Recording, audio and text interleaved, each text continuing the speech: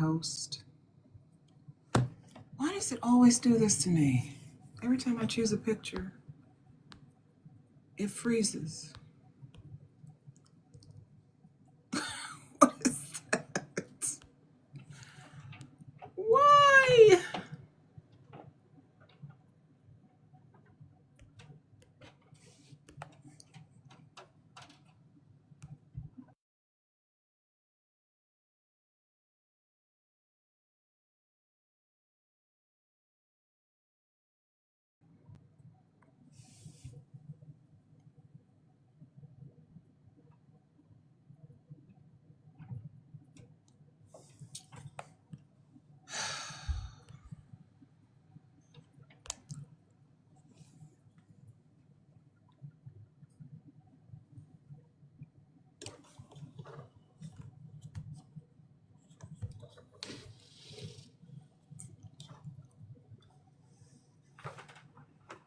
Ouch.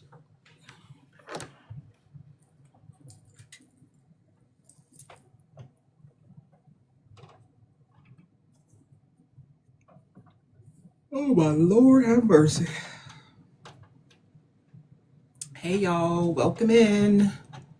Welcome in. Welcome back. This is the second part of our double header. Second part of our vote counts double header. No baseballs were involved in the making of this double header. Guess anytime you do two things in a day, it's called a double header now. That's just the way it is. Whoever owns the right to double header is probably a very rich person. Hey, everybody. Hey, hi. Welcome in, people. Hello, hello, hello. Hello, hello. Oh, thank you. Thank you, lovely. Oh, you know what? I should be sharing this, right? Add it to my... If you're coming in, please share the live. Add it to your story, repost it. Let the people know Our Vote Counts is here again tonight. We are talking to a political candidate from the great state of Pennsylvania, which is next door to where I live in Ohio. So I'll be talking to one of my state neighbors. You know what? We need to get some people from, more people from Michigan, because I want to talk to some more Midwest folks. We get a lot of Texas candidates. I want some more Midwesterners. So if you know anybody who's running for office for the primary next year, the general election, send them to OVC. Let them know that they could possibly, potentially, more than likely do a TikTok town hall. Let them know that we don't bite. We have fun. We have fun here. Not only do we have fun, but we ask the questions that get people to the point. We get to the point here. You know, do my arms like this. Feel like we should be playing the Rocky theme music. Boom, boom, boom, boom. Is this how you I don't even know. I don't even know. I'm a girl. I don't fight. The Rocky reference was, of course, for Pennsylvania. That's all I know about Pennsylvania is Rocky and cheesesteaks. And, oh, the Declaration of Independence was signed in Pennsylvania, in Philadelphia, right? That's where the Liberty Bell is. And there's something else. Something else about Pennsylvania. I mentioned the cheesesteaks. The capital is Harrisburg. JustinDouglas, his district includes Harrisburg. It's Always Sunny in Philadelphia. That's right. Fresh Prince, that's right. That's right. The Eagles. See, I knew y'all would help me out. The Eagles, the Phillies. The Phillies, the baseball team is the Phillies. There's something else. Something else. Jill Scott. That's right, Jill Scott. Don't they have, the 76ers, the Philadelphia 76ers. See? I be knowing. I be knowing. Oh, The Office. The paper company, Dunder Mifflin, is in Scranton. Scranton. Joseph R. Biden. Joseph R. Biden is from the city of Scranton, PA. Hello, JustinDouglas. Are you there, darling? Yes, I am. Hold on one second here. Can you see me? I cannot see you. Oh no. All right, hold on one second here. I'm trying to get my AirPods on too. Here we go. How we Mr. doing? Douglas, do you have the background that we provided you? It perhaps was sent in an email. Oh, let me check. Let me If you have it, yes, please. If you can use it, please, okay. absolutely. All right, so you Absolutely. sent a background in an email? Okay. You probably sent it to one of my staffers. Let me just see. Let me see. Wait a minute. JustinDouglas has staffers. I have a staffer to be clear. But I have other people that help. I can see if I can find it real quick. I'm going to be honest. I'm going to sound like an old person here. I'm kind of new to TikTok Live. So you're helping me learn this. Okay, I just didn't want you. I see things in the background. Look like maybe you were out buying a car or something. No. You're at a car dealership. I'm in my co-working space. This is where our like our offices are. I promise I'm not in a car dealership, but sure. I mean, I guess I see that. I can see it now that you say it. Let me try to see if I can get my AirPods on first, and Okay. that might make a little clearer sound, hopefully. Okay, while he's figuring out his technology, when you guys come in, please like the live, share it, help us fill our gift goals. If you haven't sent your daily heart me, I know we were here earlier, and if you haven't sent your daily heart me, please do that. Liking the live is really important. It keeps us it keeps us visible on TikTok so we can get more viewers. We definitely want more viewers in. We're going to be featuring a political candidate, someone who's running for office for the U.S. House of Representatives out of the great state of Pennsylvania, my neighbor state. Hello, neighbor. I am in Ohio. So, Justin, did you share this with your followers? Yes. Let me see. I mean, we shared this leading up to it, but let me see how I share this right now. Yes, make sure you share it. Make sure you Reposting repost and it. put it in my story. Put it in your story. Put it in the story. If you can really quickly And get a tattoo of it, that would be yes. great. And I actually have my laptop over here. I'm going to even make sure to just say we're live on some other Yes, places too, so that they jump over to this. absolutely. Let the people So know. yeah. Justin. Oh man, I heard you talking all the Pennsylvania things while I was Yes, trying to get logged in. It was great. you know what I remember as a kid watching commercials for is it the Winner? Do you remember the Winner? I There don't. was some kind of in Sharon, PA, there was some kind of like outlet mall or something. And every winter they would have commercials, and I think it was called The Winner. Somebody will tell me. Maybe it was. They'll let you know. I believe it was The Winner. I believe so. How I'm important never is wrong. this? How important is this background? Because if it's really important, It's we'll wait. But it's important because the person who okay. made it is very good at graphics. Oh no. Okay. All right. Give me She 1 puts second a lot here. of work into it. I'm gonna. But if you can't find it, then don't fuss over it. Don't worry about it. But if you can, like if it's right there, if you can't find it, don't worry about it. We still love you, Yoli. We still love you and all of the work that you do. I'll send a handwritten apology if we can't figure this out. But welcome in, everybody. Welcome in, everyone. Welcome to Our Vote Counts TikTok Town Hall. My name is Ayana. I am your moderator for this evening, and I'm all alone, so don't go looking for anyone else. I am here. I'm here. I'm right here. Oh, someone says you're usually so good at tech. Come on, Justin. See, That's true. I knew it, Uh, Justin. I knew you were hiding talents from just us. I'm just new to TikTok tech, I guess. Now, I just didn't know I needed a background for it, You don't but you I it's apologize. just nice to have because when people are scrolling through TikTok, if they Yeah. see me just talking to some dude, I mean, I know who you are, but they don't really know who you are. So if you have the background, then they could be like, "Oh, he's running for office. Oh, he's Justin Douglas. Oh, okay." Gotcha. Gotcha. Right? Well, I don't think we have the background. I just reached It's out okay. and I haven't got confirmation that we have it. Should It's I okay. position myself differently with these posters that it'll make it? I don't know. I I tried to don't throw some know, posters up on the wall. if you could take your coat off. Okay, I Are can you take are my you coat off. headed out? You It's gotta go no, shovel it's some a snow or something? it's no, it's a little cold here, but I'm gonna take it off. Give me 1 second. Oh, okay, okay. Get comfortable. These questions are going to make you sweat, so Oh I no, don't want no, you to, no, I'm good.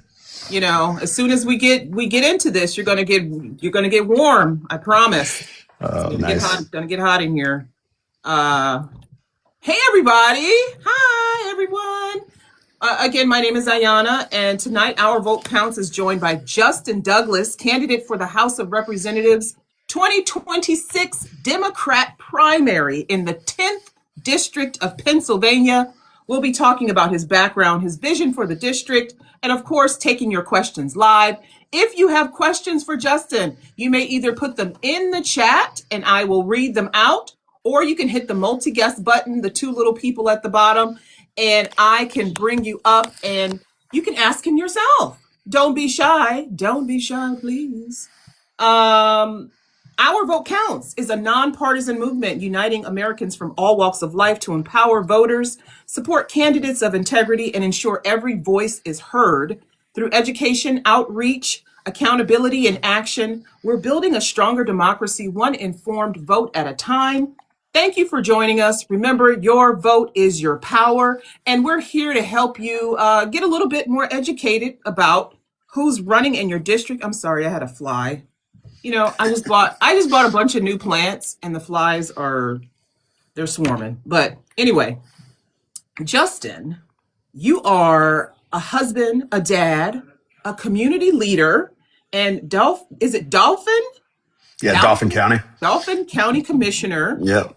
and you have fought hard to root out corruption, improve county services, bring debt relief to families, and hold government accountable to the people, not special interests. Your party is running on people, not special interest money. Justin, for those meeting you for the first time, please tell us more about yourself and why you are running for office. Well, thank you so much for having me on. And to start, I was a community leader for 20 years. I was a pastor, still am technically a pastor, just not vocationally, and continued to see a need for leadership at the local level, especially surrounding our prison in Dauphin County, and decided to run on prison reform for county commissioner. Counties oversee the county jail. Um, and I was told you're never going to win that seat running on prison reform. People don't care about that. We raised, I think, $10,000. I think the others each raised about $250,000. But we had a major upset on the night of the election. We were ahead by 42 votes, and we ended up winning by 184, winning a seat and flipping Dauphin County blue in the commissioner's space for the first time since the Civil War. And with that, I've been able to, champion change in a different perspective that, wasn't here prior. And while that has been something I'm incredibly proud to do, and this seat as a commissioner, I've been able to influence a lot of change, seeing what we're seeing in Washington, and the widespread corruption, the realities of how it's hurting working class people. When the opportunity came to represent Pennsylvania's 10th district, which is all of Dauphin County, parts of Cumberland and York County, it was hard to look past, especially as I have met with many families who have had loved ones detained and deported by ICE. When I've, journeyed with a lot of people who are dealing with significant challenges that are really Congress's responsibility to step up and to solve some of these problems. And I just haven't seen the leadership, do a lot of things that I think need to be done. And so with that, took some time this summer to consider a race at this, talked it over with my wife, with my family, and decided to get in the race and to give it a try. As just a normal person, we're very skeptical of PAC money. We're not taking corporate PAC money, and we're really trying to be a people-powered campaign. We understand that puts us at a deficit, but we want to be serving the people. If I was to be, lucky enough to earn the seat, then we want to serve the people. We don't want to serve the, special interests. And so that's kind of a little bit about the campaign, what I'm here for. Obviously, we're going to get into the nitty gritty and details, but that's kind of a good little overview of who I am. All right, I appreciate that. And just to give a little bit of background about District 10, the incumbent is a Republican, Scott Perry. He's been in the seat since the 2018 redistricting, so he started in 2019, I believe. No, he was in before that, but I think after the redistricting, he held it. Yes, it's okay. It was a different seat. From 4 to 10. You're a victim of redistricting, like so many people, so many seats lately. The 10th district is a mix of urban and rural voters, and so you have that unique experience. But also, some of the focus of District 10 voters are cost of living, energy policy, AB rights. We say AB instead of ABORTION. Healthcare access, pew control. We say that instead of and national security. These issues resonate strongly with voters in your district. And so before we dive into the questions about your platform and what you plan on doing about these issues in your district, I have an icebreaker question. Okay. And I know my answer to this question, but I want to know from you, if you had to walk on stage to one song every time, what would it be? Oh no, this is too... If you could see my Spotify Wrapped, it is all over the place. It's got hip hop, country, and sad girl emo music. And thinking about what I would walk out to. Oh man, Fall Out Boy. Say Fall Out Boy. I'm not gonna say Fall Out Boy. I would say just because I love it right now, and it would make me smile every time I walked out on stage. I'm gonna say Big X the Plug, Back on My BS. That would make me smile every time I walked out, and it's a good beat. It's a good beat. All right, we have someone who agrees with you about that. That's awesome. Okay, so our first set of questions are going to be about economic development. What is your plan to bring new and good-paying jobs to Central Pennsylvania, especially given the manufacturing sector that Pennsylvania tends to focus on? What is your plan to bring better paying jobs to your district? Look, I think part of that is partnering with the state and doing a good job of working with our governor. Governor Shapiro has done a great job of drawing manufacturing to our state. As a county commissioner, I've seen the influence of his policies. I think ways in which, as a member of Congress, I can, bird dog opportunities that are happening at the federal level that can be partnered with the state, working with the governor's office to ensure that we're pulling every resource we can from the federal government in that. But here's an example, pad ready sites was something that the governor was, interested in. If you're a manufacturing company or really any company that's wanting to invest in a region, you typically might look at a property, but then find with that property that there's all kinds of red tape you're going to have to go through before you're able to ever put a shovel in the dirt, right? And that's, codes and, zoning and all this stuff. And so one of the things he's done is worked on getting these, pad ready sites that basically are ready right when these people want to come in and set up shop. It makes it as easy as possible for that business company to come in. I also think workforce development's a big part of this conversation. Some people, they're not as much paying attention to the red tape around building infrastructure, but they're worried about the infrastructure of people and whether or not they're going to be able to hire enough people in a place in which they decide to, build and to start manufacturing. And so I think those two factors of, ways in which the federal government can influence workforce development and ways in which we can, create credits or ways in which pad ready sites and that kind of a philosophy can be enhanced. And then just other ideas. There's so many ideas in this space. I think it's more about being open to what are ways we can do this. And the big thing is we don't want to give corporations a massive leg up or make it so much easier for, a large corporation to come in. So it's also about checks and balances and people ensuring that everyone's paying their fair share when they get there too, that it's a net benefit to the municipality that it's planted in. And then also, that it's a net benefit to the region for the constituents. Great. And, when you're running for office, it seems to be no matter what level you're running at, union support is very important to your campaign. Can you explain how you'll work with unions to protect workers' rights while keeping businesses competitive? Oh, 100%. Yeah. So I've worked with all the unions in Dauphin County. I think I have a decent record with all of them. I meet regularly with unions and certainly those who are part of a bargaining unit also are reflected in our county workers as well.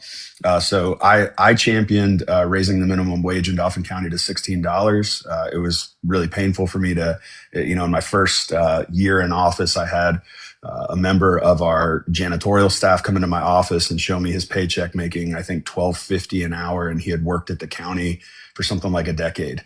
And it was just like, how's this happening? How are we paying this low? But obviously, most of us know, the minimum wage federally hasn't gone above, $7.25 in many years. And so, I fought in last year's budget to get a $16 just basement floor minimum wage for all of our employees, whether they're represented by a bargaining unit or not. And so I think a livable wage is critical and important for, all Americans to experience. As someone in the federal government, I would be championing a minimum wage that reflects the cost of living.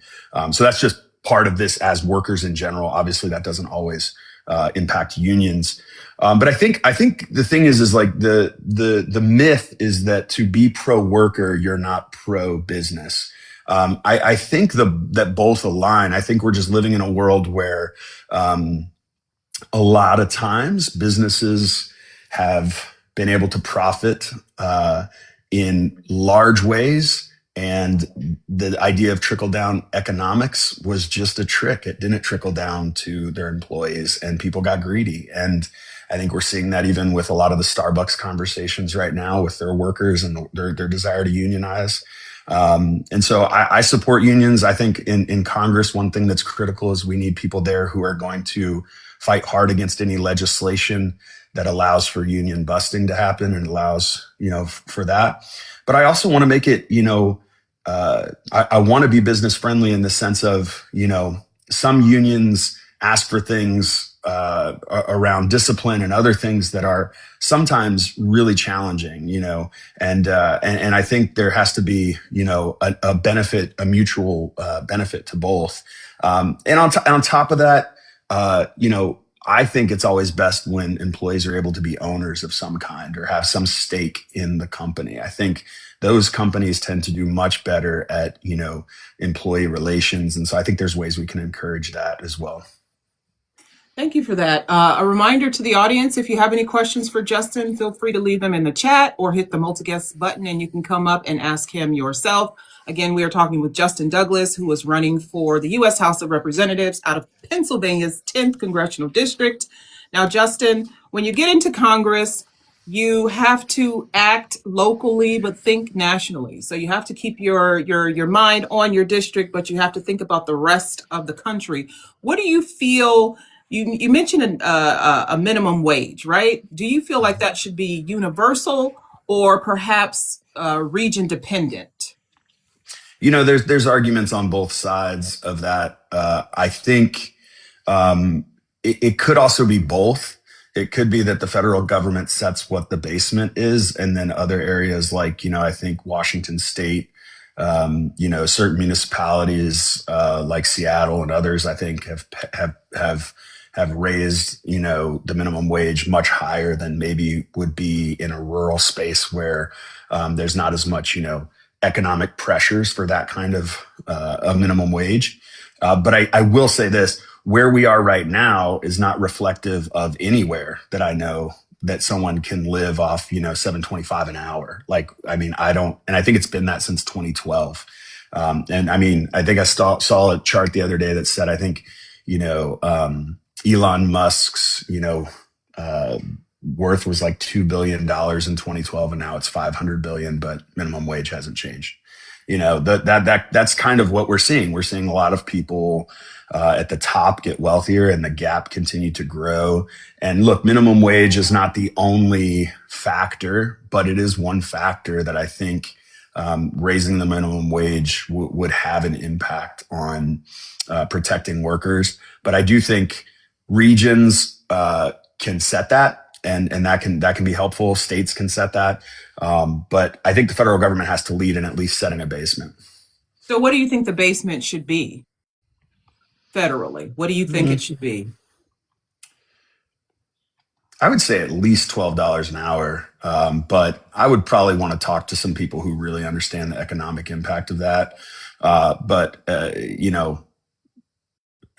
guess, how many regions in the country can you work a 40-hour-a-week job at $12 an hour and pay rent, pay for groceries, and, have a livable wage? I don't know that there's many places. And so, it might even be up to doubling it, close to $15. But, I'm open to learning more about that from people who are the, brightest in the room on that. And regionally, I'll say this, in Dauphin County, it should at least be 15. I'll say that. I know my region, and even with the rural parts of my region, it should be 15 an hour. Okay. And I'll just tell you this, when I was in college and law school, I worked for the federal government as an intern, and I made just slightly above minimum wage. And it didn't matter to me. I was happy to work, happy to make money. But if you consider that the federal minimum wage is $7.25 now, when they hire some people to work for the federal government, that is what they're making. And some areas will have that, the cost of living attached to it, and some won't. And if you're in the federal government, you have to be thinking about that. There are people who are making $7.25 an hour. What are we doing about this? How do you plan on reaching across the aisles, or having that conversation with, say, a Republican who hasn't wanted to raise the minimum wage in some years? How do you plan on doing that? Well, I think right now we're seeing all the attention go to affordability, right? And so if we continue to talk about how we need to drive prices down, are people able to buy things that they put out? That's hilarious. Yes. I've been amused. I don't know how this works, but this is great. People will say it's not distracting at all when I'm in the middle of a complex economic answer. People will buy you gifts, and some of the gifts you can wear them. You might get a teddy bear sitting on your shoulder. Oh my gosh, this is fabulous. A hat and a mustache. I don't know who did it, but thank you. That was TikTok, fabulous. when it started, was a singing and dancing app. And so TikTok is really trying to keep in that spirit. So a little bit of politics, a little bit of entertainment. There's the shades too. Look at that. So where were we? So how do I work across the aisle on this? I think it's in Republicans' best interest to acknowledge that 725 is not a fair basement, for anybody.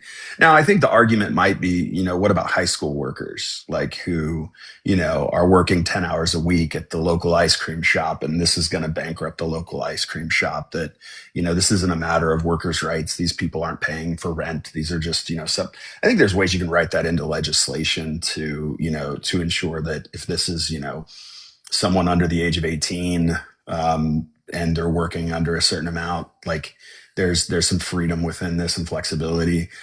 So I think when you get into the minutia of it, it's certainly, there's opportunity for conversation. But I think we have to understand, like, minimum wage isn't just set for Democrats; it's set for your constituents too, and it's set for your voters too. And like, this is going to be a net benefit for I think a lot of us, in the sense of coming through and delivering for constituents. And so that would be where I would start with anybody, Republican, Democrat, Independent. Like, this is a people issue, and people are those who put us here, and we have to represent them when we get here. And I think, unfortunately, because of the campaign finance issues, the loudest in the room are often the donor class. And when your donor class is largely corporate PACs, you tend to gain their perspective, not the people's perspective, when it comes to decisions like this. So, yeah.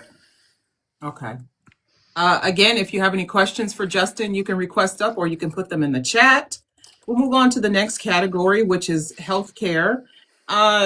Prescription drug prices have been in the news a lot lately. We see some different things being floated by the current occupant of the Oval Office. What specific policies would you support to lower the cost of essential medications? Well, I support universal health care. I think we should start there first.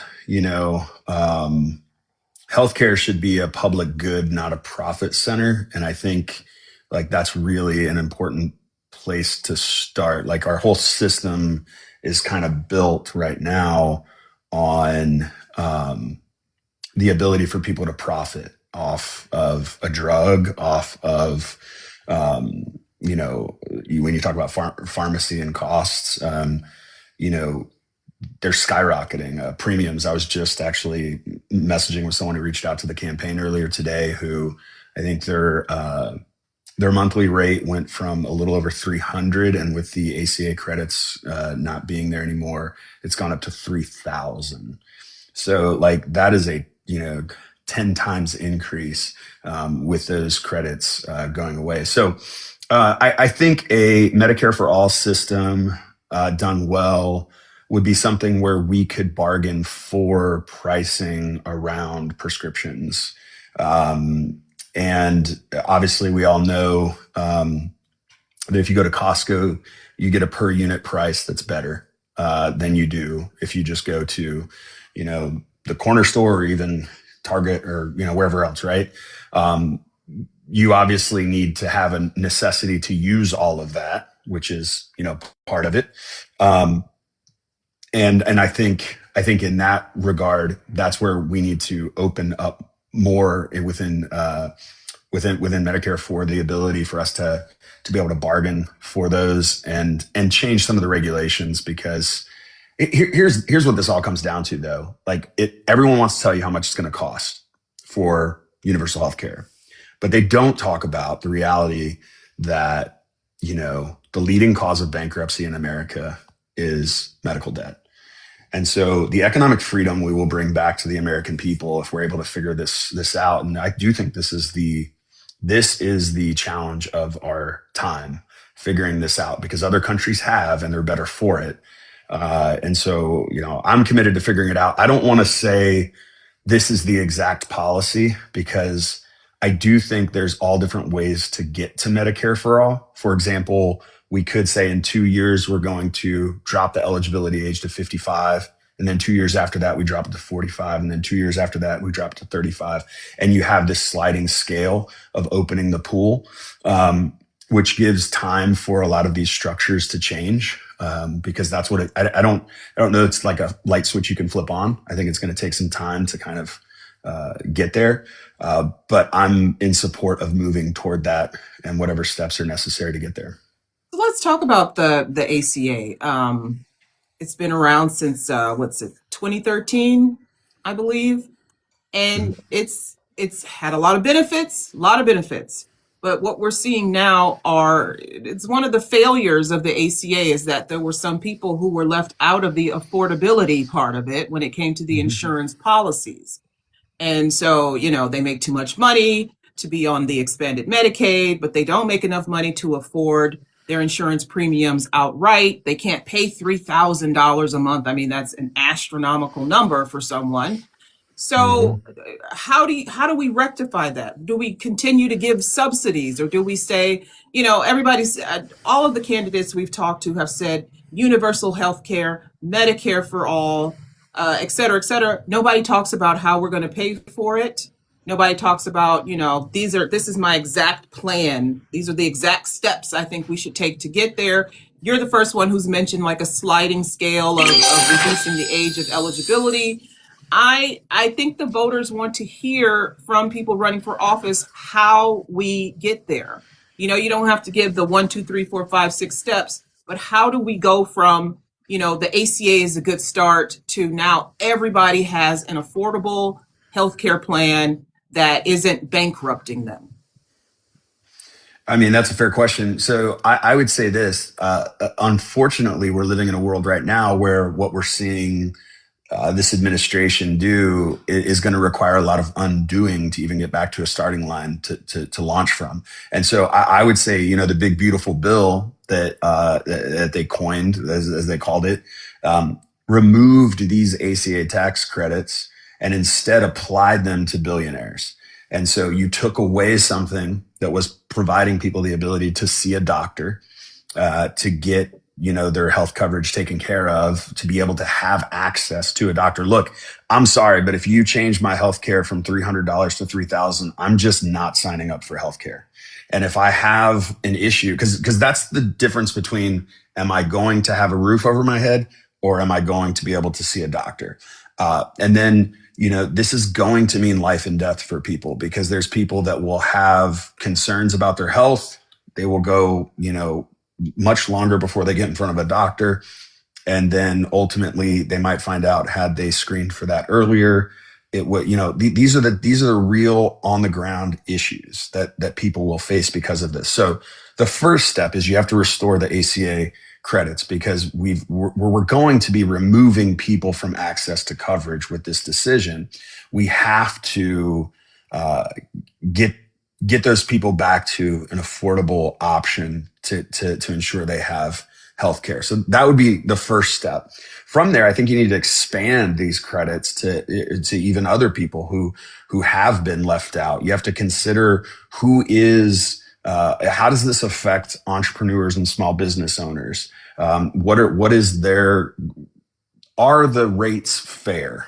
Are the rates accessible to working class individuals, and also individuals who have a creative idea that could be very great for America, very great for their communities, but they're staying away from it because their job is attached to their healthcare.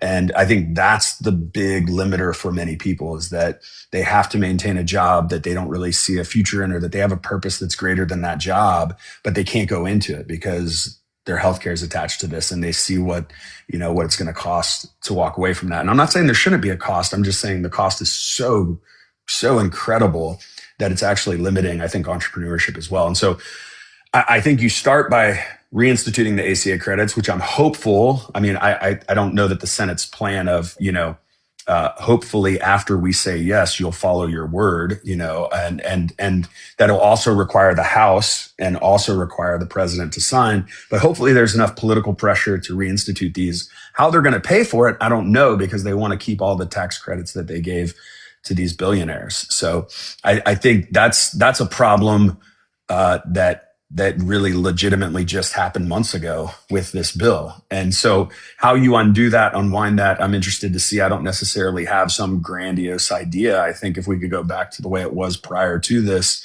we'd be in a better place. How we go forward from there, I think there's a lot of avenues, because again, the tiered approach will probably be, just historically speaking. I mean, I think, President Obama wanted much more than he got with the ACA. But sometimes when, forgive me for a football analogy, but sometimes you're driving down the field and you want a touchdown, but you have to settle for a field goal and, realign for the next drive. Right. And I think I understood that. I think we got some points on the board, but we want to get a lot more on the board. And so I'm committed to driving each time and getting as many points on the board as we can for people. But that's going to look different every drive, I think. And we do have a question from the audience. Hey, Love is Hate. What a name. Oh, wow.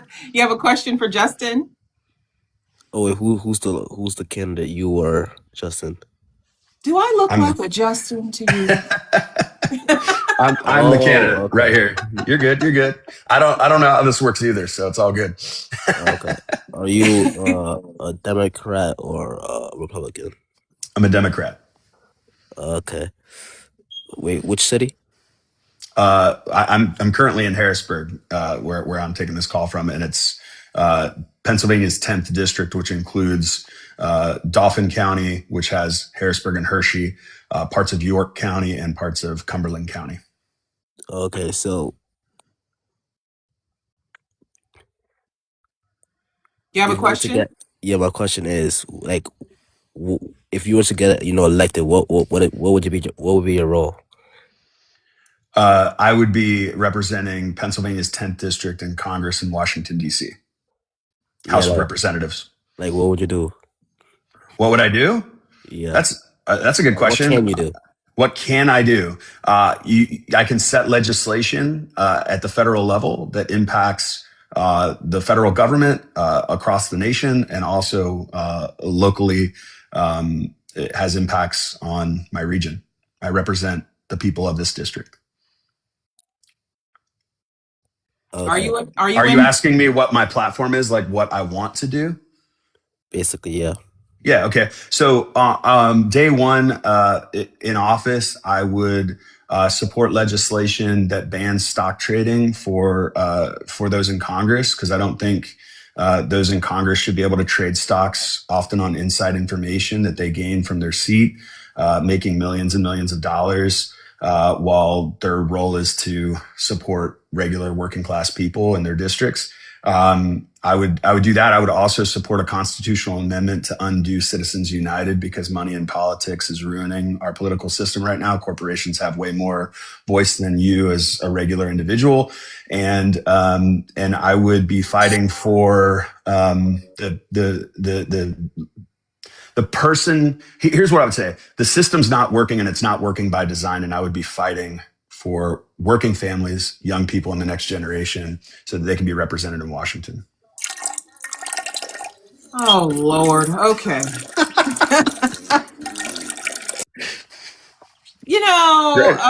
Here's the thing. This is great. Here's the thing. Sometimes people don't care what you have to say. They want to hear what they have to say. Listen, love is hate. No, you cannot come back. No, you can't come back. No. Who is bringing this person back? What are we doing? Is this Saturday Night Follies? Come on, people. Get it together. You know what? This is I'm learning a lot about TikTok Live here. This is great. I've never gone live on TikTok, so this is a whole new experience. I'm so glad I could help you along on your journey, Justin.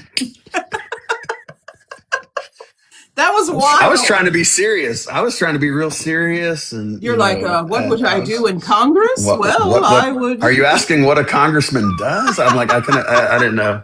Yeah, that's why we do this, because there are people who just for some reason they have no idea what the different roles are. Yeah, they don't know that it's a bicameral legislature. Yeah, they don't know that there are 3 levels to govern. They don't know. We got to help the children.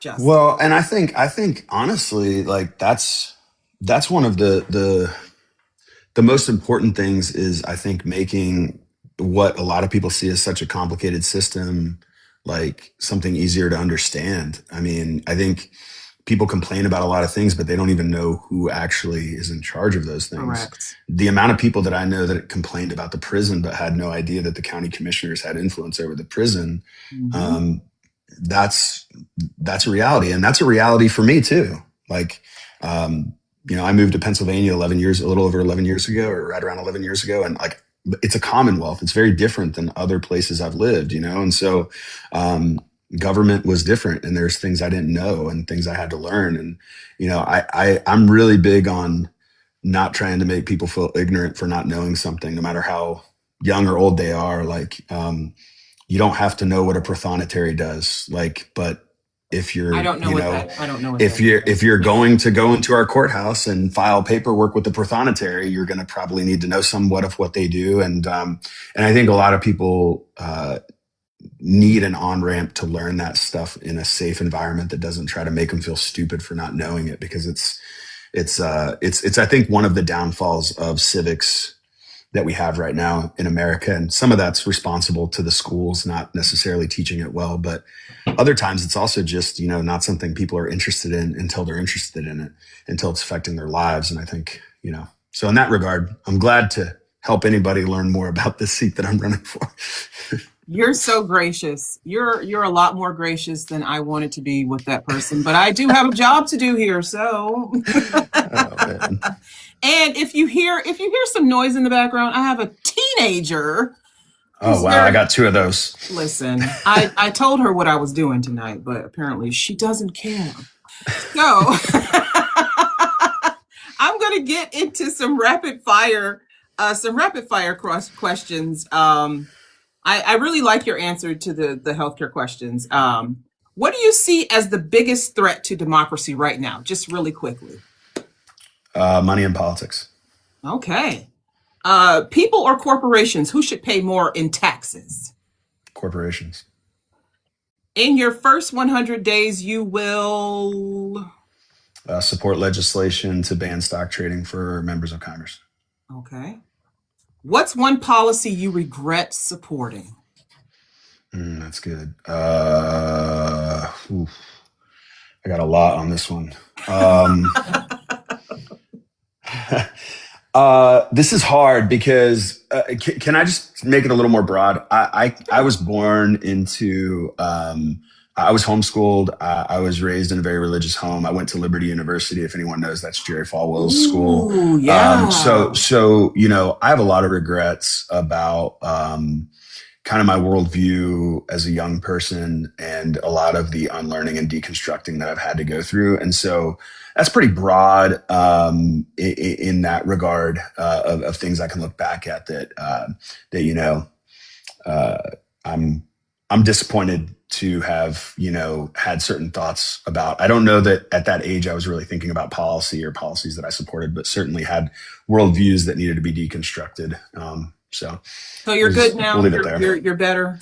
I think so. I mean, I'm an open book. I tell people where I stand on things. I don't hold back. And I certainly have, deconstructed, much of my politics and my faith in I think a much better, kinder, legitimately loving way. As a pastor, that's something that started very early on. I actually spent not too long out of college. I went to Dorchester in Boston, lived there for a little bit, and really just had a pretty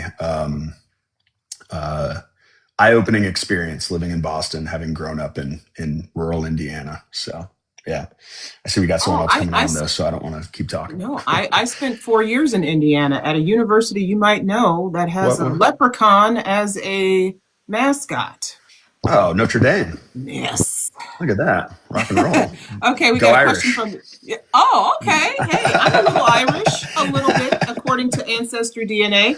Hey, Over Easy, what's your question for Justin? Hi, thank you for bringing me up. Nice to meet you both. So I'm on the conservative side of things, just to be fair, just so you know. Yeah. So my question, if we can go back to the ACA for a minute. Yeah. So, and this is this is a little of an extreme example, but you're saying that obviously you guys want to fund the premium. So if we fund $3,000 a month times 12, that's 36,000 times 40 million people, that's $1,440,000,000,000 that we're going to be, the American taxpayer is going to be paying for this. I know again, that's not going to be 3,000 for Over everybody, Easy. and I know that's not every person.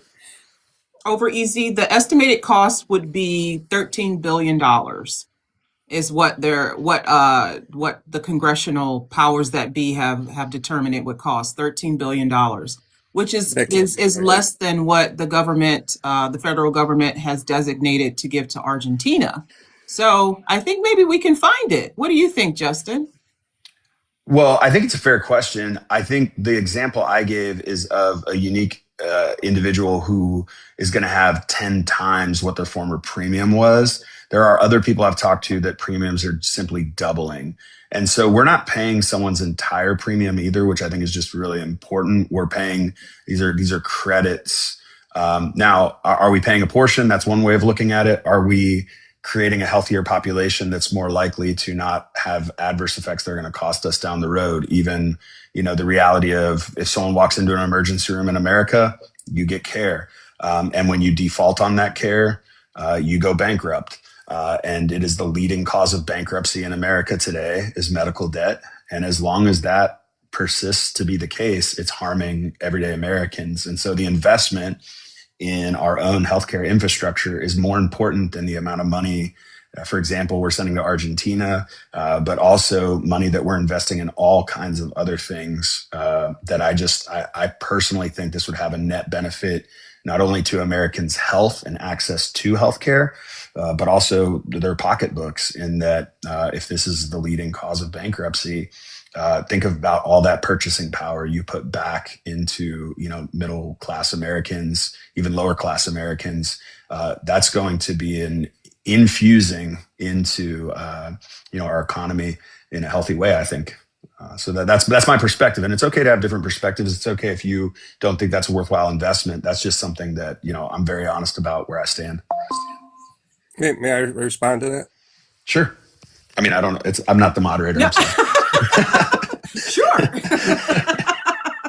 Okay, thank you. I appreciate it. So how can it only be $13 billion? That cannot be correct. There's no way that can be correct. I'm not a math person, but the math people said it was 13 billion. So where do I look this number up? There's no way. There's no way they held up the whole country for $13 billion. I know, isn't that crazy? Yeah, that's not It's right. almost like it doesn't make sense, and they should have just paid it. But that's not right. But it's not right. There's no way. Well, I'm not in a place where I can immediately fact check that number, but I'll say this: whether it's 13 billion or 50 billion or 100 billion or 250 billion, well, that's a big difference. There are big differences, but what I will say about those differences is, as an elected official currently, and as someone running for Congress, I've had more people reach out to me about this particular issue than anything else. And people are struggling, and especially people who are on a fixed income and are retired. And so this touches every demographic. It touches young people, touches elderly people, and everybody in between. And I just think other countries who are not as wealthy as us have figured this out. And it comes down to, are we going to continue to prop up a for-profit healthcare system? Or are we going to reconsider that maybe healthcare as a profit center isn't helping the public good? And that's my perspective. And I'm going to stick to that with whatever policies come across my desk as an elected official. Yes, can I respond to that, please? Briefly, and we have to move on. Okay, sure. Thank you. Yeah, so I agree with you, right? If there's a better way, I'm not against that, right? But why can't we figure out a way to bring the premiums down that these insurance companies are charging? Yes. How about that? So that is exactly, I think, what a universal healthcare would do. It would cut out the amount of middlemen that get paid. I mean, when you go get healthcare, there are so many middlemen in the middle of this transaction and across the way that get paid, and it creates this for-profit motive for every individual across the spectrum, where you can instead create a system where those individuals are no longer necessary.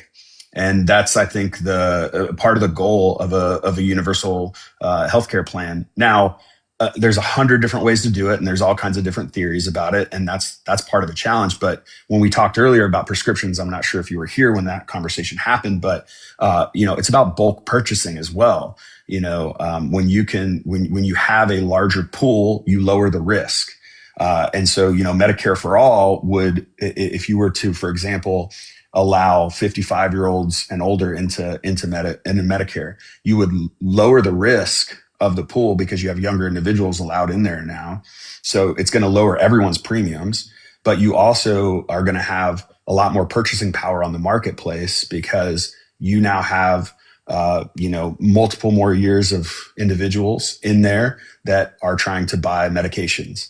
And as it continues to increase in population, it allows for more bulk purchasing power. And so that's, I think, how we, in a tiered approach, change the system. But it always has to be, in my opinion, and again, this is my values, this is, what I will bring as an elected leader. It always has to be with the emphasis of healthcare not being a profit center as much as a service to our constituents. Okay. Hey, thank you for bringing me up, host. I appreciate it. And good luck to you, man. And you got to check that 13 billion number. I'm telling you, that can't be right. All right. Well, we'll check the number. Thank you. Thank you, Over Easy. Have a good night. You too. Listen, sometimes the things that are hardest to believe are hard to believe because, well, you're being played and you can't believe you're being played and you see it, but why would they do that to you? You're so nice and so pretty and you were king of the prom. Why would they do that to you? Why would a politician lie to you or lead you on or make you feel like this is something so complex when it's really easy? Anyway, moving on to public education in schools. What is your approach to improving public safety while, wait a minute. These are out of order. I apologize. You're okay. I apologize. These are out of order. Oh, no. Apparently, this is public safety. Okay, you know what? Let's talk about this. Okay, we can talk about public safety.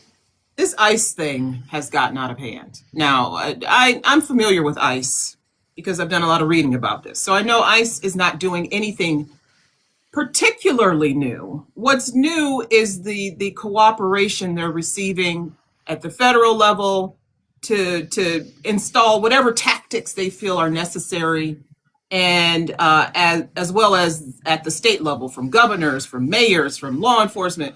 What do you think Congress can do to kind of rein in the tactics that ICE is using that seem to put people in fear of going outside? There are people who don't want to be outside. They don't want to go to work. They don't want to go to school. Is this the America we want to live in? What do you think Congress can do about this? Well, Congress is the branch of oversight for this. So Congress has a lot of tools in its tool belt to rein this in, or at the very least to have special oversight hearings to force people to go on the record to talk about their tactics, to talk about the communication that's happening behind the scenes that we're not seeing. That might be, as it is in other cases with this particular administration, not seeming to care much about what the law says. And so I think we have a lot of opportunities to enhance transparency through forcing individuals to come in and stand before Congress, come in and stand before panels, and under oath answer questions. So I think that's a start, but the truth is transparency isn't really needed. The American people know what's happening here. It's pretty obvious. The authority that ICE has and the money that they have, Congress voted on that and gave it to them. They would have to vote to take it away at this point, and that's going to require a different majority. So when it really comes down to it, you really just can't. Without a majority, I don't see this necessarily in substance changing. Outside of just getting more answers on what's taking place. And I know that's a very depressing answer. And so I'm sorry for those who, experience it that way. But I will say, here's one example of a tactical legislation you could do is to say, as an ICE officer, you are mandated to identify yourself and you cannot wear a mask when you're, out in the community. that's been very concerning to see. And that is worth noting that is new. That is not these kind of individuals who are clearly lack training and are kind of like, G.I. Joe cosplay out in our streets. That they don't represent law enforcement. I have a lot of friends who are police officers. The tactics they're using, the ways in which they're going about it, it is not public service. It is not protecting and serving. It's causing terror, and it's causing families to be broken apart, and it's very discouraging to see. And I would support any legislation to curb that influence. And the budget for ICE has grown substantially since it was instituted in, I think it was 2003, 2004, somewhere around there, with the U.S. Patriot Act. And so money has a lot to do with how these different factions operate. And we see that the when it comes to things like ICE and defense and other things that are favored by Republican voters, the president, Congress, very willing to give, very willing to give, very willing to give. And then there are all these other issues that we see, like defunding the Department of Education. I saw a story today where they're literally asking employees to come back to the Department of Education because they have so many civil rights claims and they don't have enough employees to process these claims.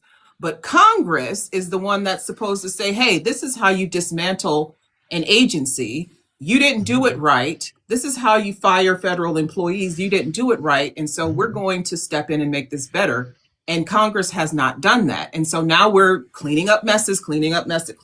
What do you think when you get to Congress? How do you see your role as being someone who, is, like you said, oversight? How do you see yourself reaching across the aisles or standing up to a president who's trying to do your job? Mm-hmm. I think it's about not abdicating that responsibility. And I think we've seen the majority, which currently are the Republicans, kind of abdicate their role to the administration. And that's there's a reason we have co-equal branches. And that is because, we didn't want anyone getting too power hungry and having too much influence without proper checks and balances. Obviously on day one, I'm going to support, legislation that I've already talked about. I think when it comes to this issue, that's going to be dependent on whether or not Democrats have a majority, because there is such a philosophical difference.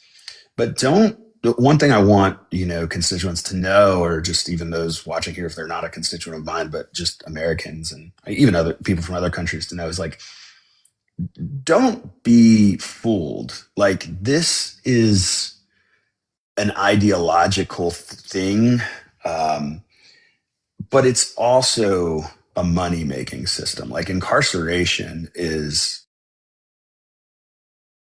Sorry, I had an alarm go off. Incarceration is a money-making system. And so, look at one of the primary donors to Trump's presidential campaign, Geo Group. Well, Geo Group is the one who's also building all these large prisons for ICE. Like, these for-profit, detention, incarceration, vehicles, corporations, whatever you want to call them, are benefiting from these billions of dollars being shoveled to ICE. And I just think that's really important for people to recognize that, like, there's a quid pro quo going on here, whether you can prove it in court or not. It's very clear that all that money, when we just talked about trying to, ensure that the Affordable Care Act credits, that Americans can actually utilize, and it can literally save lives and save bank accounts and save people from bankruptcy. Instead, we've decided to shovel enough money to ICE to make it larger than the FBI or CIA, which is just insane when you look at the historical reality of what the FBI and CIA have been able to accomplish, as opposed to, ICE and how young of an agency they are. And ultimately seeing them also hire individuals with very limited training. That's deeply concerning. It's going to open us to so many lawsuits. That's, I think, coming. We're going to see tons of lawsuits come. And I think you're going to see a need to rein this irresponsibility in. The legislation that it's going to take to do that, that's going to have to come from, I think, a very different majority than we see right now, unfortunately. I'll work across the aisle with anybody who wants to have real conversations about change and holding people accountable. But I don't have any faith that this particular House of Representatives, there's 435 people in the House of Representatives. I'm one person. I can only change so much. I can champion what I can champion. But if the majority that I might be in doesn't want to champion it, it's not going to get championed. I mean, and if I'm not in the majority, it'll be hard to get things across the finish line. So, okay, well, you think that you can't get things across the finish line, and maybe you can or maybe you can't. But before you even get there, you have to convince the mostly white Republican voters of your district to choose you. And so when you're out there talking to them about, well, I want to give less money, I want to bring down the budget of ICE, and I want to put some of that into healthcare, and I want to, get universal healthcare, and I want to sort of rein in what the president is doing and usurping Congress's power. But what they're thinking is, well, I'm not safe if there are illegals around, and I don't want my money and my tax dollars going to illegals. They're thinking more simply in that way. And you're saying, well, but you don't understand. They don't need this. They don't need all of this money. It can go to other things. How do you get it across to them? Like if you had 30 seconds to convince one of them, how would you say to them, okay, this is my plan. This is what I'm going to do. And this is why it's better than what is currently in place. I'm not going to sell them on my plan. They don't care about my plan. I think I would talk about what's actually happening. That'd be the place I'd start. And I think I'd say, I want our communities to be safer too. And I would partner with the Trump administration as a county commissioner if they were interested in getting the violent criminals that also have administrative ICE detainers out of our communities. I would partner with them. And for some people, that's too far. How dare you? But like if they're violent criminals and they have a history of that and they're here in a way that is undocumented, I might very well support the administration in helping I wouldn't stand in the way of, local resources to make our community safer. What we're seeing instead is individuals who have come here through the refugee process, which is one of the most difficult processes for vetting, who have green cards, who are being picked up and then sent through what I'm just going to say from my personal experience watching this happen over the last year, sham court hearings where they get their green card removed. No criminal record or very misdemeanor level criminal record, get their green card removed, and then they're deported within weeks, including deportations in our area. We have one of the biggest Bhutanese Nepali communities here in our area, and deported back to Bhutan, a country that ethnically cleansed them, that Bhutan doesn't want to have them back. But what did the administration do? The administration put economic pressures on Bhutan to take them back. And if they didn't take them back, they were going to be basically, their trade and other things were going to be impacted by that decision not to take them back. So they take them back, and then what do? They deport them. And so we're creating a humanitarian crisis for individuals who are no threat to our community. And then their family's still here because some of their family, have already gone through the process to become American citizens, and they're here. And now what's he talking about? He's talking about ending birthright citizenship, trying to get that. That's going to be seen at the Supreme Court coming up. There's clearly a motive here that's not built in community safety. It's built in community terrorism, if you ask me. It's terrorizing our communities. And so I don't really start with the premise that that's accurate, that this administration is interested in public safety, because it's not making our communities safer. Here's a clear example. We've had multiple people apprehended at court hearings, okay, in our courthouse in Dauphin County. If you witness a crime, and you're someone who has a green card, and you're the only person who witnessed that crime, and you're asked to come testify in a courthouse, are you showing up? Is it helping our judicial system? Is it helping the victims of crime if an immigrant who maybe witnessed something feels targeted in our courthouse. It's not. And that's, I think, the really important place to start with people is that, like, maybe you need to reconsider whether or not you've been sold a bill of goods on this. And not to say there's not people here who are violent criminals who, in a targeted way need to be, our communities need to be made safer. And as a commissioner, I supported the addition of 3 individuals to our DA's office to be in our gang violence task force, because we deal with a lot of gang violence. And, like, I'm not anti-law enforcement. I'm not trying to limit people's resources for safer communities. But I also think that always comes with a great responsibility and accountability. If you're going to, have a badge and a gun, you should be held to the highest standard. And unfortunately, we're just not seeing that with ICE. Okay, I like that answer. That is a really good response. Okay, let's. Are we going to do public education at some point? I like that. My wife's a teacher. My wife's an elementary public school elementary teacher in 3rd grade here in Harrisburg. Let's I always like to talk about it because my 3 kids are in public school as well. So let's talk about the which is really kind of a state issue, but it is federal. But we're seeing a lack of investment in public schools, and I'm seeing it in the state of Ohio where I live. And so the municipalities are going to the taxpayers and saying, hey, the state's giving us less money, so we're going to need more of your money. So we're going to raise your property taxes because we need more. Can you guys vote on this millage so we can get more money out of you? That recently happened. That's why I am so bitter. The state of Ohio is giving less money to public schools. So the city came and said, hey, we need more money from you guys now. And so my property taxes are going up again. And I'm not sure what you can do at the congressional level to stave this off, but federal investment in public education, I believe, needs to increase. How do you, what's your plan to get Congress on board with reinvesting in public schools? Not just public schools, but higher education as well. Again, it's the affordability issue. For a lot of people, higher education is just off the table because it costs too much. But I mean, you've gone to school and you've earned the right to go to college. How are we paying for things? Where are we putting our money? What are we prioritizing? Man, there's so many directions I can go with that question.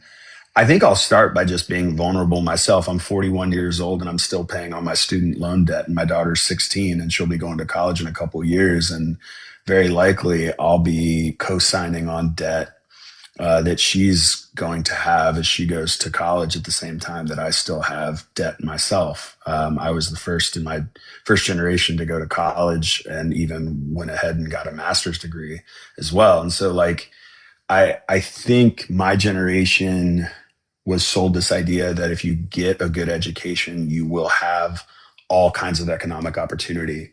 And for some people that has been the case, but for many it hasn't. And so when we talk about the, collegiate level, education, we have to find a way to make it affordable, enticing, and meaningful, like, to the younger generation. I think we also have to have trade schools where there's opportunities for people who, education in the regards of traditional university education is not necessarily what their path is, that they have to have options beyond that. And many of the, even here in Dauphin County, many of the, trades do a great job of training, and, the unions do a great job of that. But I think a plan that I would support would be something like, free state schools if you're volunteering 20 hours a week. If you're volunteering 20 hours a week in your community at a nonprofit, you get free access to education. I think if we were to open a program like that, it would really revitalize our communities. It would get young people involved in serving their community at a very young age, which would have a massive impact over the course of their lifetime. It would also get them access to education. So, the amount of nonprofits that could use a workforce of, 19, 20-year-olds that are hungry and unsure what they want to do with their life, and maybe directionless, but know they need to go to college, and are working for your organization 20 hours a week and are receiving a free education at that same time. It could, and look, obviously there's 100 reasons maybe why that wouldn't work and why it needs to maybe be 10 hours a week or something else. But ultimately the concept is that you give people opportunity to serve their community, and you give them an education in that process. We have something like that. We have City Year and we have AmeriCorps. Yep, both of which were mostly defunded by the current administration. Well, the current administration wants to dismantle the Department of Education. So I think it's just important to acknowledge and that's not a secret. That's been their entire objective. And so when we talk about states not funding municipalities and schools, states also aren't receiving as much funding from the federal government for programs anymore. And so obviously it's going to trickle down to, hey, the only way you're going to have a school anymore is if you raise your property tax. And that's, as a county official, that's the only mechanism we have for taxing authority is property tax. And so the cost shift continues to get pushed down, further down into the communities, for a lot of things that are mandated and required by law, but aren't necessarily being funded when you want to dismantle an entire, department. And so the dismantling of the Department of Education is really problematic, because when you ask, what would I do? Well, I would just try to get everything turned back on. That's part of the problem we're having is Doge went through and fired a bunch of people that were the only people who knew how to turn things on. And now I think they're realizing how terrible that is, including the nuclear missiles. This is crazy stuff that this is actually happening. And so, I think whoever follows this administration, whatever president that might be, and I'll just say if that president happens to be from my party, I think that first term is going to be just reassimilating a lot of things that have been broken and trying best to make them viable again. And I think, as a member of Congress, it would be my objective to continue to see public school investment. Like I said, my 3 kids go to public school. My wife is a public school teacher in the inner city here in Harrisburg. I've seen the challenges that public schools have with funding, but also just especially in diverse communities, the underinvestment, and it needs to improve. So how do you convince the other side now, because we have this dirty word DEIA, and anytime you try to say, well, we need to invest more in inner city schools and we need to fund accommodations for disabled people and et cetera, people automatically think, well, that's DEIA and that's bad. And I don't want to do that. I don't want my tax dollars going to so a kid can dress like a chicken and use the men's bathroom. And it's just ridiculousness. How do you counter the ridiculousness to, I don't want to say sway people, but let them know, hey, what you're hearing is not what's going on. And this is why this is more beneficial, or this is why this makes sense. You see that you go into the schools, you see the water isn't working, the toilets are overflowing, the books are old and written in and things like that. And people will still not make the connection. How do you get people to make the connection between your job and what you would be doing in Congress and how that would directly impact their community? Look,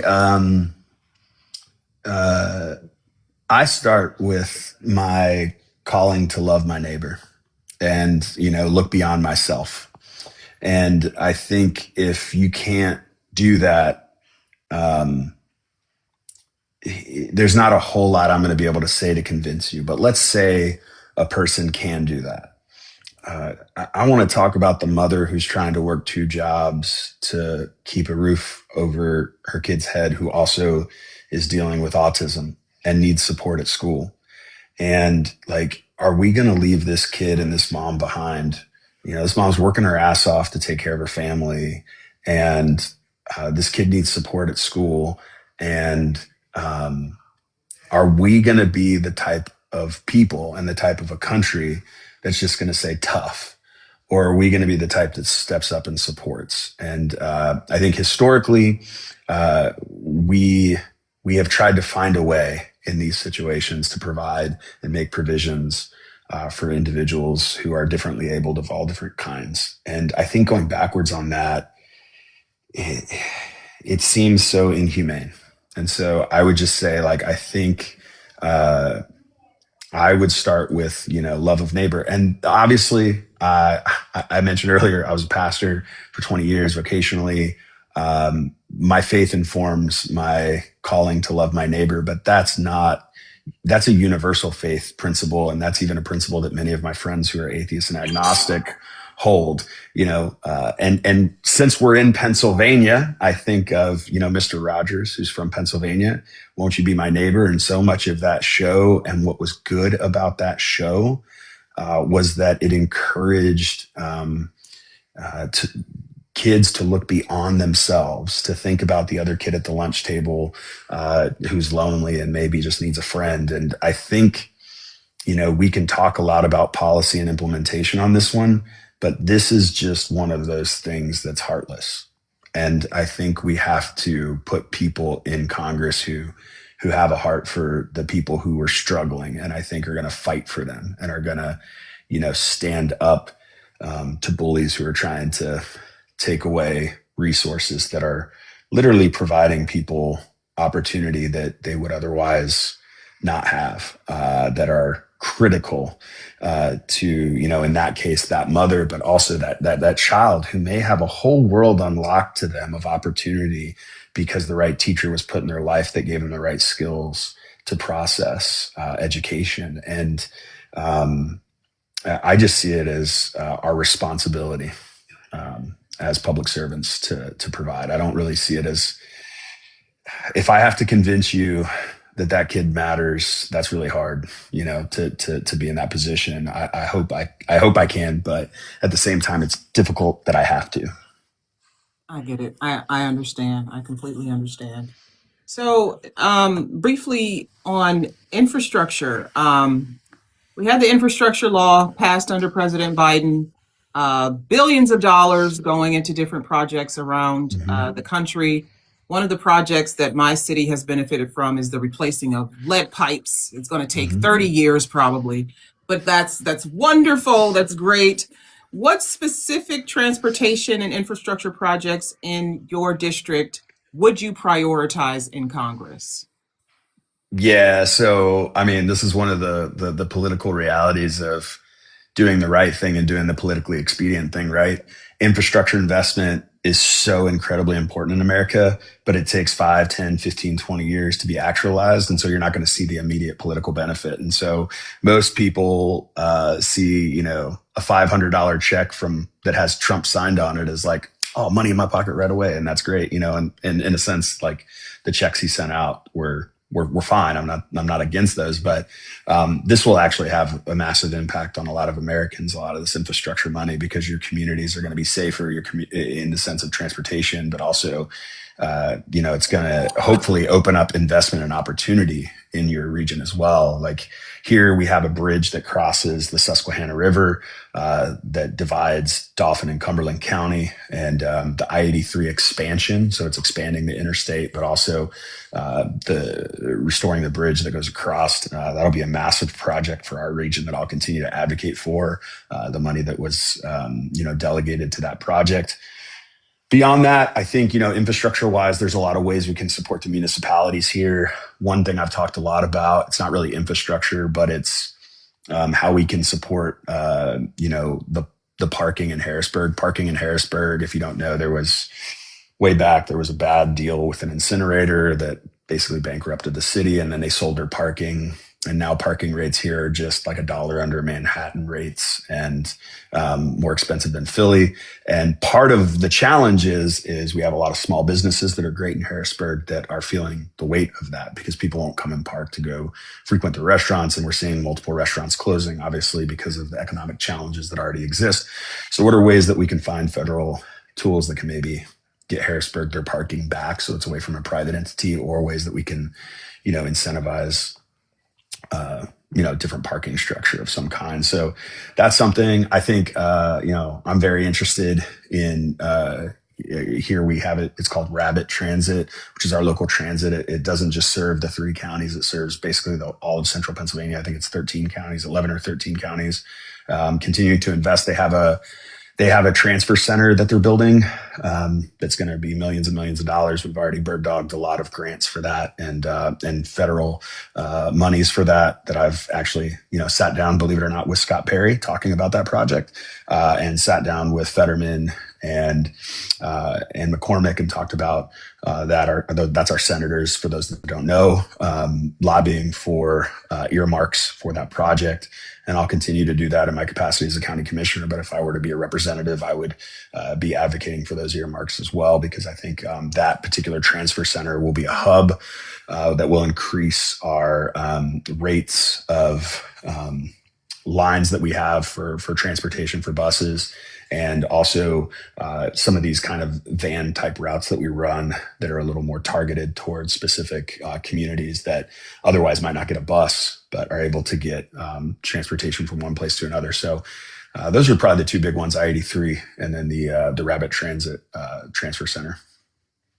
That's actually, those are things that people don't think about, right? When they think about, oh, I'm going to vote for somebody for Congress and just so I will have more jobs. And people don't think about, well, what about parking? What about your bus routes? What about your water, your clean water and your clean air? Things you use every single day. And that's what when I said, connect your job to the constituent, that's what I meant. When I get there, I'll push for these particular projects because you use the bus every day. I mean, I live in Northeast Ohio. We have a pretty good, reliable transit system, but they're taking away things because the money is leaving. They used to have free Wi-Fi. They're ending free Wi-Fi. And if you're someone, maybe you live on the streets or you don't have Wi-Fi at home, you get on the bus, you got Wi-Fi. You could do your homework, you could do that. And that's something that if they had investment from at the federal level, maybe they wouldn't have to get rid of it. And people don't think about these small things that make a big difference in the lives of so many Americans. And when you point that out to them, I feel like that's a bonus. That's a plus. That's something that they can relate to, as opposed to these broader, bigger, we know the bureaucracy of Congress, and you work in government. So, I work in government. I know there are a lot of things that people just don't get. They don't get it. And so you have to break it down into these little chunks and say, this is how this would directly impact you. And so, yeah, I like that answer. I like that. So do you support, well, you already mentioned, you already talked about this, the stock trading. Why do you think that is something that should be banned by congressional members? Because people have lost their trust in elected officials. And I think that's actually the core root of what is really important here. Is it's not just about trading stocks like that. That's one thing. We have a president that's also benefiting from Bitcoin and receiving private jets from, foreign governments and all kinds of other corruption. And I think this comes down to, if we can't trust our elected officials, then what kind of country are we going to be left with? It's such a critical and important cornerstone of democracy, is that you get to elect you get a vote and you get to elect these individuals, but you trust that they're there serving your interests, not the interests of their pocketbook or the pocketbook of their donors or, the pocketbook of corporations. You trust that they have your best interest. And when people tell you they have their best interest, but they just found out Palantir's about to get a massive government contract, and 2 days before they make all kinds of stock trades that benefit them millions and millions of dollars. First of all, that's just straight up illegal if you can prove it. But, politicians, unfortunately, basically have qualified immunity. You have to prove them guilty before you ever bring charges. And it just erodes trust. And I think we have to put safeguards in place that hold up a stronger ethic and accountability for our elected officials. And so we got to close these loopholes. We got to increase oversight. And we got to really try to work to remove the special interests that are often running Washington. So, okay, let me ask you in the final minutes, you are people first. You are a people first candidate. You're running on people, small donations, big donations, whatever people can give. How do you plan on maintaining your grassroots beginnings when you get it, if you get into office? I mean, I'm confident that you will, because you're very smart. You know what you're talking about, Justin. You know what you're talking about. How do you maintain that? Because sometimes politicians, they get into office and they're like, hey, thanks, but I'm going to go over here to my corporate donors now and get these big dollars so I can stay in office. And they lose their grassroots beginnings. They don't remember where they came from. How do you plan on maintaining that, your core roots? I'm a very principled person. I attribute it to my name. My name's Justin, full of justice is what that means. I've always been one who I think sometimes I'm too quick to make it a fight. And I need to be I need to be held back a little bit. I think this is a fight for democracy. I see this as a fight for, I would even go as far as saying the soul of America, whatever that is, just like the core, the root, however you want to say it. And I think money is at the root of it. And so I think flexing on this, or bending on this would be, a mistake. I think there's a lot of opportunity for reform here, and it needs to happen. I'll say this though, and for those who don't know, in 2019, in 2015, I became the pastor of a church called The Bridge. We had a lot of LGBT members in our community. By 2018, our denomination had kind of made it an issue of our inclusion of LGBT people. And I went on basically a 1 year, pretty consistent interviews with the administration for the denomination, inquisition, if you will, pretty regularly around my inclusion of LGBT people, which ultimately resulted a little less than a year later in 2019 of me losing my job and losing my license. And to be clear, that was significant because that was my salary. That was all the church's property because the board joined me in that fight. I also lived in a parsonage at the time with 3 kids and my wife. And we immediately had to find a new place to live. And so I share that to say, I've been at the intersection of ease versus, fighting for what you believe in. And I still remain incredibly proud of the decision I made then. And I would do it again. It also meant I had to get 3 jobs and work really hard to, put a roof over my family's head. It also meant I went from being in a very established church with 2 campuses where we were doing really well to church planting with the community because we had all of our resources taken away, our bank account, our properties, all the way down to the guitar cables that we used to plug in on a Sunday. We had to go back and basically repurchase everything and start over again. And I'm very proud that we started a new church called the Belong Collective where anyone can belong. And we an independent church where, many LGBT people have found inclusion who have come from very harmful religious spaces. And so I share all of that only to say the parallel of selling myself for the ease of fundraising to be easier. I've never taken the easy path. When I get to Congress, I anticipate it'll be incredibly hard. It'll be incredibly hard not to go down the slippery slope of taking the $100,000 check when $100,000 has to come from, $4,022 donations across the country. Yeah, that's easier, but I haven't taken the easiest path, and I'm proud of where I am right now. I can sleep at night, and I'm going to try to keep it that way. All right, I like that.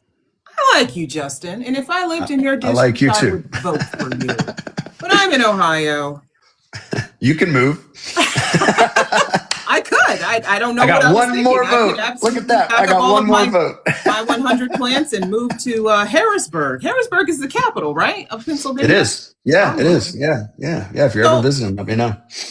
Let people know how they can support your campaign. You want those 4,000 people to send in $2 a piece or $20 a piece. Let them know how they can support your campaign, where they can find you on the interwebs. They can follow you here on TikTok, for one.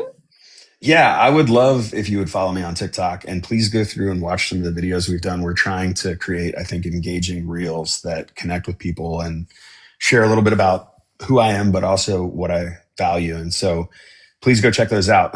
If you want to learn more about the campaign, obviously you can follow any of our socials. I think most of them are JustinDouglas, the number 4, US or us. See, it's kind of, depends on how you take it. And then if you go to JustinDouglas.us or .us again, you can check out my website there.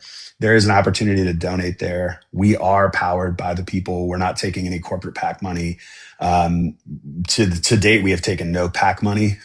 There will be probably ideological PACs that want to give to me that I fully support and fully am in line with, maybe even unions who would want to support. I'm not necessarily opposed to that, assuming, I'm fully ideologically, with them, and that they are pro-worker or pro, a particular stance that I hold. But with that, we're going to be very transparent about who we take money from and why we take their money. But ultimately, up to this point, all of our donations have been from people. We've received, I think, over 3,500 donations from across the nation. Every single state has been represented. Our average donation, I think, at this time is $22. That's why I said $22 earlier. I think that's our average donation. And we're really proud of that. And every dollar counts. And I mean that, like, literally today. And just to tell people what it's like to be, running a campaign, especially a grassroots campaign, we have our first actual physical town hall coming up on Monday at the Penn State Harrisburg. And I literally spent today buying a sound system because we looked at the cost of renting and buying, and we're doing multiple town halls. And so we went and bought a sound system that cost us close to $700. And, there's a lot of costs that are associated with this beyond just the compliance costs of maintaining things, the print costs of getting, the posters and the yard signs and all the things. So every single dollar makes a difference, but also I think every like and share makes a difference too. And so I know many Americans right now are struggling with cost in their own personal lives. And so one thing that's free is a like and a share, and it really does help amplify the content, which also amplifies the content right here in Pennsylvania's 10th district. Even if you're in Ohio and you like and share a post, the algorithm, it helps it share it here locally. So you can have an impact even if you're not here by just liking and sharing.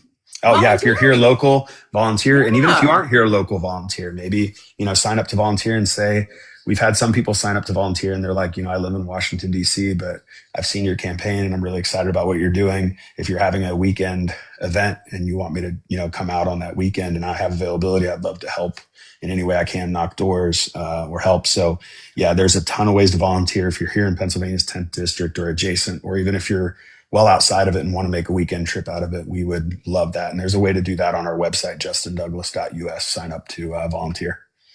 Wow. Thank you so much, Justin, for joining us tonight. It was a very interesting time. We apologize for any sound issues. If you heard some things that do not align with the values of the organization. But thank you for joining us tonight, and thank you to the audience for your participation, your lively participation. We are very grateful. Josh, we invite you. Justin, oh my gosh. Who is Josh? I have no idea. Justin, we invite you to in the audience to join us for our next town halls on Tuesday, December 9th, 2025 at 4 o'clock Eastern. We will be featuring Bentley Pais, who's a candidate for Texas's State House District 12, and followed at 9 o'clock Eastern by Courtney Head, candidate for Texas's Lieutenant Governor. You see the graphic there. Another double header. We love a double header. So join us if you're around. Join us for a town hall. Come and support OVC in our continuation of voter education. Again, thank you, Justin, and thank you to the audience for joining us tonight. I am Ayana. This is Our Vote Counts, a nonpartisan movement uniting Americans from all walks of life to empower voters, support candidates of integrity like Justin, and ensure every voice is heard through education, outreach, accountability, and action. We're building a stronger democracy, one informed vote at a time. Thank you for joining us again. Remember, your vote is your power. Next year for the primaries, you all better vote. Vote for Justin or whomever you want. Just vote.